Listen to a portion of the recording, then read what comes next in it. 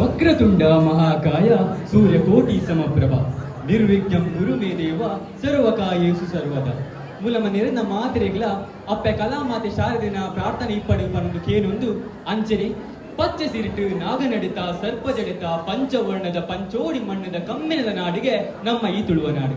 ಈ ತುಳುವನಾಡು ಪುಟ್ಟಿನ ಜಿನ್ನ ನಮ್ಮ ಮಾತೆರ್ಲ ಭಾಗ್ಯವಂತೇರು. ಇನಿ ಮೂಲ್ ಸೇರಿದ ಮಾತೆರೆಗ್ಲ ಎನ್ನ ಉಡಲ್ ದಿಂಜಿ ಸೊಲ್ಮೇಲು ಅಂಚನೆ ಎಂಗ್ಲೇ ದಿಕ್ಕಿನ ಜಿನ್ನ 25 ನಿಮಿಷ ಕಾಲವಕಾಶಡು ನಿಕ್ಲೇನು ಮನರಂಜನೆ ಮಲ್ಪರ ಬರ್ಪನ ಜಿನ್ನ ಎಂಗ್ಲ ತಂಡದ ನಿರೂಪಕ ಜಿನ್ನ ಎನ್ನ ಪುದರು ವಿಲಾಸ್ ಪಂಡಿದು ನನ್ನ ಚೂರ್ಲ ಕಾಲಹರಣ ಮಲ್ಪಂದೆ ಎಂಗ್ಲ ಸುರುದ ಪ್ರದರ್ಶನದ ಕಡೆಗೆ ಹೋಗ್ಬೆ.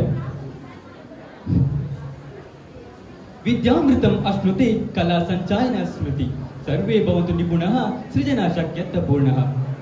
ಕಾಲುಗಳು ನೆಲವನ್ನು ಸ್ಪರ್ಶಿಸಿದಾಗ ಅದು ಕೇವಲ ಹೆಜ್ಜೆಯಲ್ಲ, ಅದು ತಾಳದ ಪ್ರಾರಂಭ. ಕಣ್ಣುಗಳು ನುಡಿದಾಗ ಅದು ಕೇವಲ ದೃಷ್ಟಿಯಲ್ಲ, ಅದು ಭಾವನೆಗಳ ಭಾಷೆ. ಹಸ್ತಗಳ ಚಲನೆ ಕೇವಲ ನೃತ್ಯವಲ್ಲ, ಅದು ದೇವರೊಡನೆ ಮಾತನಾಡುವ ಕಲೆಯ ರೂಪ. ಈ ಕಲೆಯೇ ಭರತನಾಟ್ಯ. ನಾಟಕವೆಂದರೆ ಕೇವಲ ಸಂಭಾಷಣೆಯಲ್ಲ, ಇದು ಬದುಕಿನ ಪ್ರತಿಬಿಂಬ. ನಗು, ಅಳು, ಭಾವನೆ ಇವೆಲ್ಲವನ್ನು ಒಂದೇ ವೇದಿಕೆಯಲ್ಲಿ ಜೀವಿಸುವಂತಹ ಕಲೆ. ನಾಟಕವೆನ್ನುವುದು ನಮ್ಮ ಮನಸ್ಸಿನೊಳಗಿನ ಭಾವನೆಗಳನ್ನು ಜೀವಂತಗೊಳಿಸಬಲ್ಲಂತಹ ಶಕ್ತಿಯುಳ್ಳಂತಹ ಕಲೆ.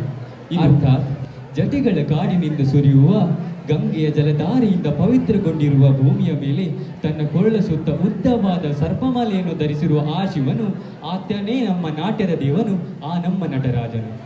ನೃತ್ಯ ಇದು ಕೇವಲ ಹೆಜ್ಜೆಗಳಾಟವಲ್ಲ, ಇದು ಭಾವನೆಗಳ ಭಾಷೆ.